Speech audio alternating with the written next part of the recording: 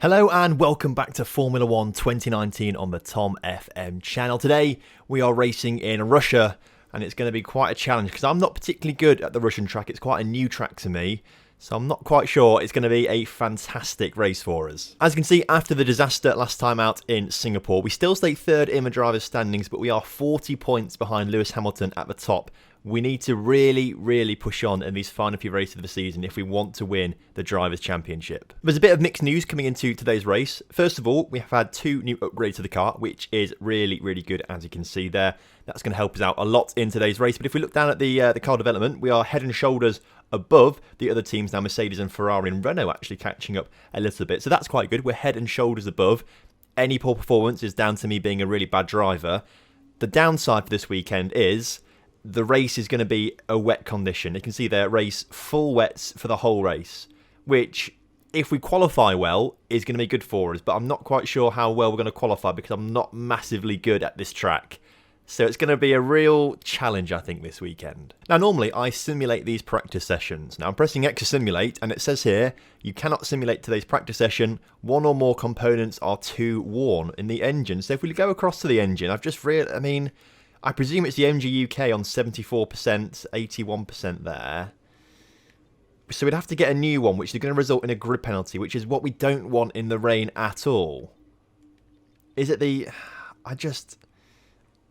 this is going to be so annoying if this is the case. We have to swap things out. Considering it's on 74% condition, I think it will be okay. I think all these parts will be okay for this race. But I think I'm going to have to go manually into each practice session and then just retire straight away. So then we don't use any engine. So we won't gain any R&D points this weekend. It's not the worst thing in the world because, of course, we are going to be, with the head and shoulders with the other teams at the moment. But if we just retire from each session without using the engine parts, I think we might be okay. Right, so I've manually gone through every practice session and just retired from it straight away. Okay, we've not had to change engine parts, and we look down here, we're still on 74% condition for the MG UK. I think that should be enough to get through qualifying in the race. Surely. So qualifying is dry, which plays into our favour. We just need to be on the front row for the race, and I think we should then be able to not get overtaken in the wet. I think that's the best chance we've got of winning this race, in my opinion. And as long as we don't change parts, we won't get any grid penalties, because if we do change parts, we will get grid penalties now, because we've used up all our allocation. So I'd rather not get a grid penalty in Russia in the rain. So, as per usual, we're going to try and limit the amount of running we're going to do in qualifying. And that is going to be by simulating through most of this session and seeing how quick we need to go to get in to the top 15. At the moment then, it's looking like we need to get a 1:35.5 to be safely inside that top 15. So let's get out on the track and go for a session. So as we head down the pit straight, looking to start, we've already started our lap. I didn't even realise the line was so close there. As we go around the bend using DRS, which I'm not massively keen on doing, because I feel like I lose a lot of grip if I go around the bend using DRS, but coming around to these first few corners, we need to get a great lap here, and I've completely messed up that first corner, so hopefully it's not going to be too detrimental to us as we carry on this lap. Now, as I said before, I'm not particularly experienced on this track, so this is almost a learning lap for me, going around a track like this at the moment, which isn't ideal, obviously, but I just need to get familiar with the track once again, and then once I'm familiar with it should be absolutely fine. He says that. I mean, I'm not quite sure how we're doing in terms of sector times or anything like that. I've not been keeping track if we've got purple sectors or anything like that. I don't think we will be getting purple sectors, but as long as we beat a 1:35, we'll be absolutely fine.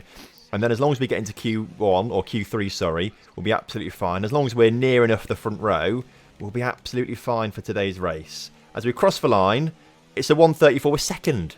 Who needs practice? Who needs practice on this? I've done it. So qualifying in second there, just behind Lewis Hamilton in Q1. Obviously, it's not indicative of what's going to happen later on. But at least we're into Q2 now. And I think, judging on that, we should be easily into Q3. In Q2, it's a 1:35.3 that we need to beat, which we beat last time out. Charles Leclerc is currently in the pack, by the way, by half a second as well, which is good news for us. Hopefully, we've got a good setup with the car for this weekend. I think we should be comfortably into Q3. So as we come to the end of Sector 1 in our lap on Qualifying 2, we've set a purple Sector 1, although I've just sort of messed that corner up a little bit there by braking a bit too early, so probably not going to get a purple Sector 2, but that's fantastic news for us.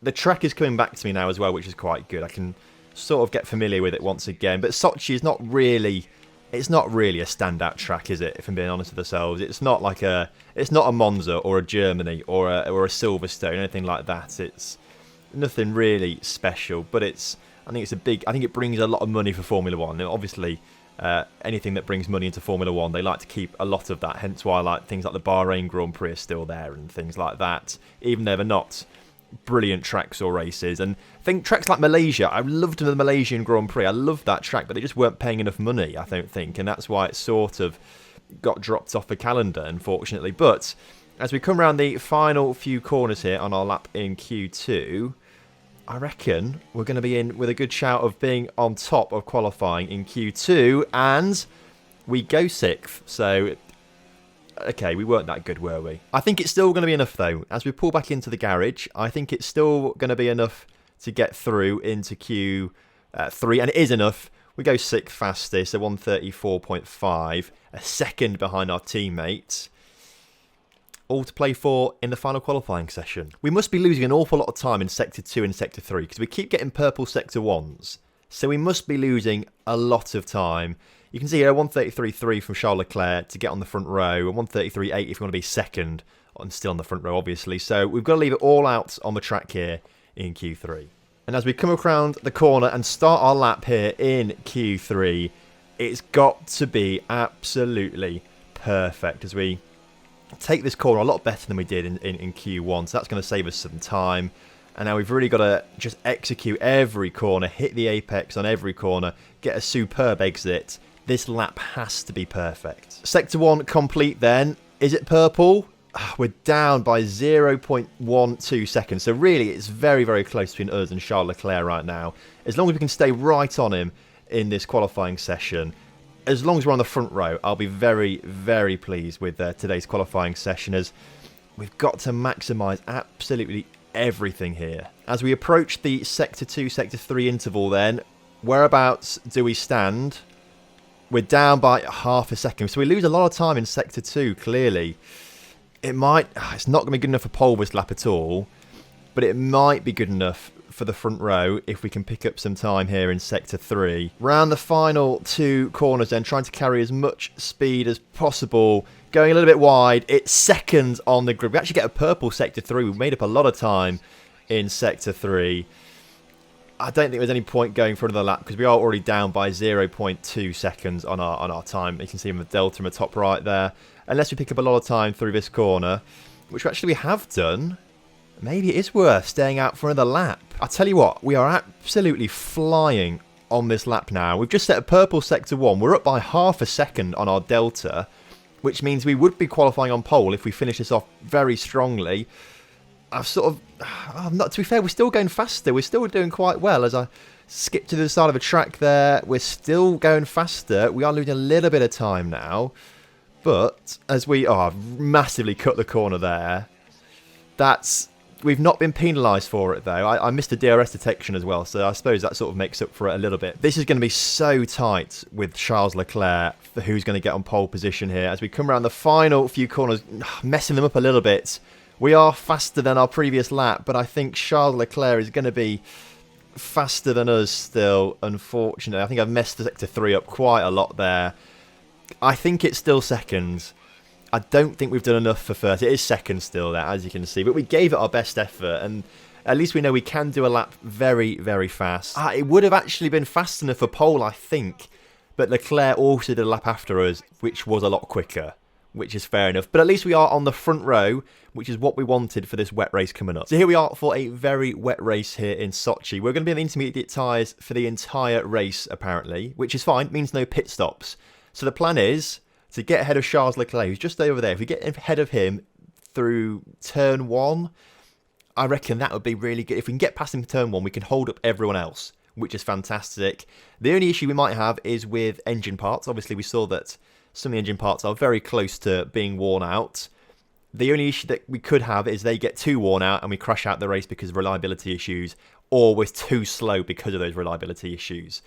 If we get ahead of Leclerc, I think we can hold everyone up. Right, we need a decent start here.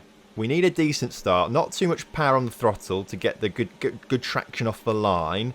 Then we put the power down. And we've got a pretty decent start ahead, actually. Leclerc's not the fastest off the line, which is good for us. Butler comes steaming down alongside us and gets past us. He had a very, very good start, but we should be able to get him down the inside into turn 2. We might even be able to get Leclerc, and we have got Leclerc into turn 2. That was exactly what we wanted. That is a fantastic start to the race. We've got to be careful around this corner in the wet, because I know that we'll be losing grip there. We've already exceeded track limits there apparently somehow, and that corner is going to be very tricky in the rain, I believe. I'm not looking forward to doing that over and over again.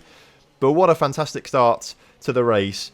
Getting ahead of our teammate there in turn 2, down the inside, that was fantastic. We needed that, and as long as we don't crash now, I believe we can hold up the rest of the pack for most of this race. There's no real big straights, I don't think, and even if there are, we're meant to be the team with all the power in the engine at the moment. So as long as we can stay ahead of Leclerc, keep the power down, don't get overtaken, I think we can lead this from start to finish easily. Now, as we finish off lap 1 here, we set the fast lap of the race, obviously, but we're 2.1 seconds of Charles Leclerc now, which makes me think, overtaking him, there must have been contact. I'm not quite sure whose fault it was. I mean, we had the line because we're on the inside. He should have left us room and things like that. But perhaps it's a bit of a racing incident, I don't know. But Leclerc's still there. So maybe there was contact, maybe he's got a bit of damage. On the other hand, though, I do know that in this game, like the AI, on some tracks in the rain are absolutely rapid, but then other tracks, they are ridiculously slow. So perhaps this is the track where they are just going to be ridiculously slow. When we were 2.7 seconds up on him now. And I mean, we're still on 92 difficulty right now. And I do feel like, because I know I've, watching the videos and reading comments and looking on forums and things like that, I know that the AI consistency isn't particularly good. And considering that, I mean, Leclerc's dropped down, but Butler's not really gaining on us that much, I don't think. I feel like perhaps this is one of the tracks where the AI aren't particularly good in the wet. Not that I'm complaining, of course. I'm not complaining about that because I want to get the race win here today. We need the points if we want to be winning the championship, but it does sort of make for an inconsistent series a little bit if the AI are good on some tracks and not so good on other tracks. And it also, I don't know, it makes a bit of a boring video if I'm just leading it from lap 1 with no real battles going on at all. We finish off lap 2 with another fastest lap, of course, and Butler is 3.2 seconds behind us, which, I mean, to be fair, Leclerc's dropping back to Butler, so maybe there is damage on Leclerc, but Butler's also dropping back to us, so maybe it's a bit of a combination of both damage to Leclerc and the AI just not being particularly good on this circuit. Okay, so this is what I was kind of worried about. There could be some bad engine issues going on. If we get to the engine part, you can see, right, it's the MG UK, that's the one we need to be really concerned about, but I think it should be able to last this race. After this race, I think we're going to replace every single engine part, take the grid penalties for, I think it's Mexico next time, and that's, we might take a hit in Mexico for our points, but at least we'll have a fresh engine for the rest of the season, and that will be quite good. But still dropping time to us, he's 4 seconds behind us now, which, again, I'm not complaining about, but it means that, especially with no pit stops, if it's a wet race, we're not going to have much competition at all. Nice one, lads. Thanks for telling me that. Considering that, really, nothing much is going on, we're now 5.6 seconds clear of Butler. I feel like we should maybe do a bit of a tour of this track. So you can see right ahead of me, there's a bit of a structure that sort of stands up. This was actually the Sochi track, where we are in Russia, Sochi. This was the Olympic Park for the Winter Olympics in 2014, I believe. That there is a stadium on the right-hand side there. That was just nothing went on in the stadium. Oh no, that's the stadium in front of me. That was a stadium, the one with like the no roof in the middle, but roof on either side. I can't remember what it's called. I think it was like the Fishtail Stadium or something a bit weird like that, which only played host to the opening and closing ceremonies, if I remember rightly. No actual events going on inside there, because for a Winter Olympics, you need snow and mountains, and obviously you can't see any snow around here at the moment. But what you can see, as you can see here on the track in front of me right now, palm trees.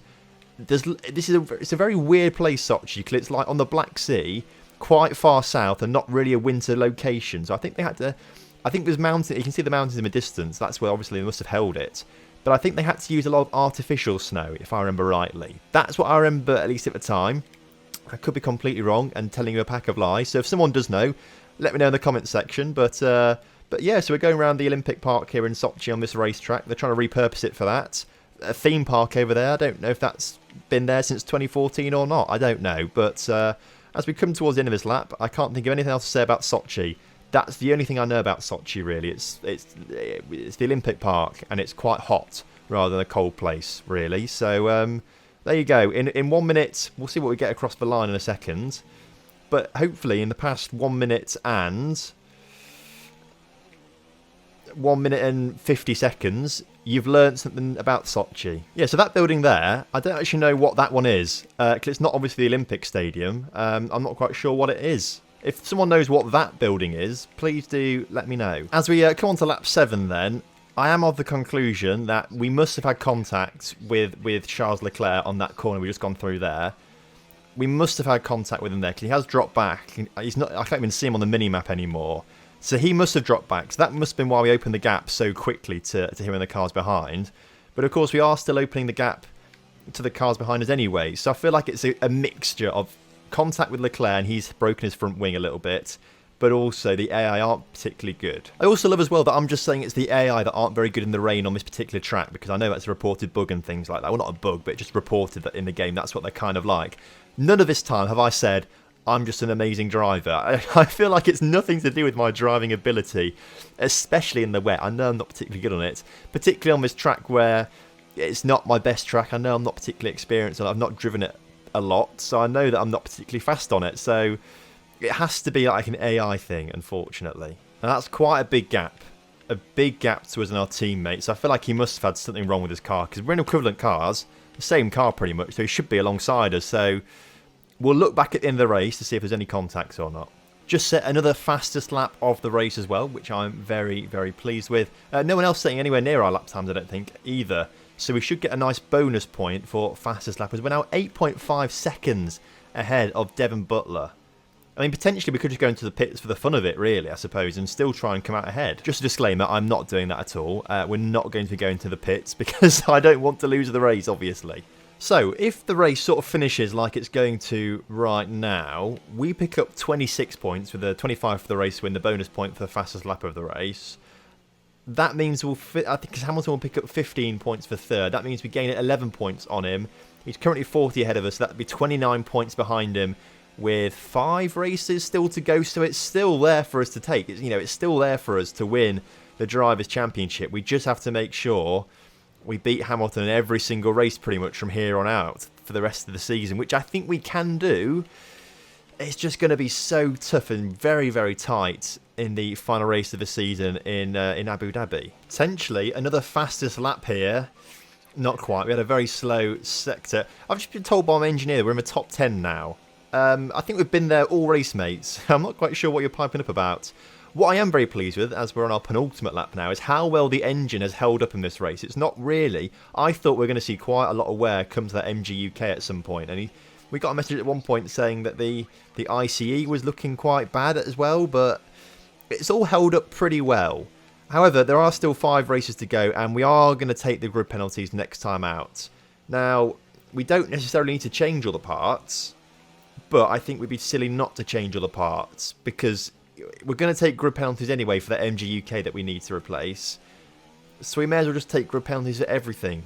I mean, that's kind of what my thinking is, at least. I hope the game lets me do that, but that's kind of what I'm thinking. And it should only affect us for one race. As far as I'm aware, it will only affect us for one race. Imagine the scenes when I change every single part and it turns out it drops us to the back of the grid for the rest of the season. That would actually be atrocious, and I'd probably cry. Right, as long as we don't crash then, we should be taking all 26 points home. We've led that from turn 2 to the end of the race. We've led this entire race, so I'm very pleased with the way we've controlled it and how the AI are just, woeful. They've done nothing to us. It's been the most boring race, but at least we've led it completely. And I've just seen yellow flags across the other side of that track there. Someone must have crashed right at the end here, which is a bit of a shame. We've nearly crashed here. Oh my god. And I've also just picked up a time penalty for it. Because I've crashed out, I've just picked up a time penalty. Well, not crashed out, because I've skidded everywhere. We've exceeded track limits again, and now we've got a 3-second time penalty. How far is Butler 6 seconds behind us? We're not going to be overtaken by him, even with a time penalty, which is good. But that was could have been famous last words there, as I was saying, as long as we don't crash on this lap, we should be winning it. And as long as we don't crash now, we should win it. As long as we don't lose enough time to Butler, we should be winning it. Imagine if he crosses the line 2.9 seconds behind us. That would be devastating. Absolutely devastating. But I think you can tell that the tyres are really starting to go off the car now. What level are we? Only 30-40%, so it's not actually too bad, to be fair. So I'm not quite sure why I was skidding so much on that corner. Maybe just carrying a bit too much speed in there. But Butler, it looked like he was flying there, to be fair. But he's still 6 seconds behind us. Even with our time penalty, we should still be crossing the line ahead of him as we twinge a bit there on that exit, there, that corner. Just take it steady through these 2 corners, Tom. The checkered flag's there. And we are going to be finishing today's race first position. You love to see it. So, good stuff then. Finishing first. Teammate Charles Leclerc dropped down to 5th in the end, which isn't too bad. But importantly, Pierre Gasly, as in real life, is absolutely shocking and shouldn't be in Formula 1. And finished 14th after starting 5th today for Ferrari. So, yeah, that's good, isn't it? So, looking at the standings, I was correct. We are now 29 points behind Lewis Hamilton. Only 5 points behind Charles Leclerc. So that's quite good. So we should be able to overtake Charles Leclerc pretty soon, I think, and then hopefully catch up to Hamilton by the end of the season. We've overtaken Ferrari in the standings, in the constructor standings, which is really good. 55 points behind Mercedes. I think Mercedes are still going to win the constructors, but we've got a great chance with the drivers' standings.